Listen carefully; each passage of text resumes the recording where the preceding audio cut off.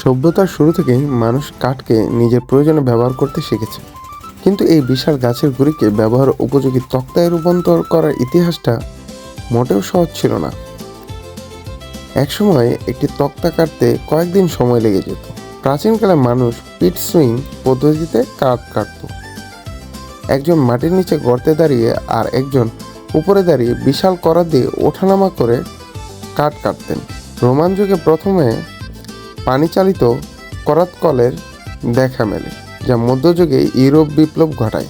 শিল্প বিপ্লবের পর বাষ্প ইঞ্জিনে এই দৃশ্যপট পুরোপুরি বদলে দেয়।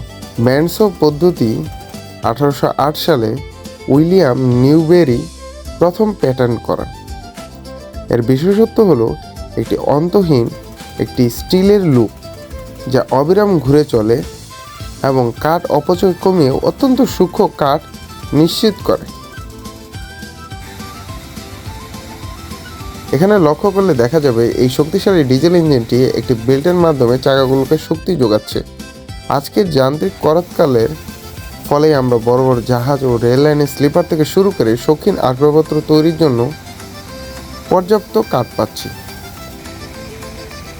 কাঠ কাটা শুধু গায়ের জোরে কাজ নয়, এটি একটি সূক্ষ্ম জ্যামিতিক হিসাবও। কত ইঞ্চি পুরু তক্তা বের হবে তা নির্ভর করে কারিগরের অভিজ্ঞ চোখের উপর।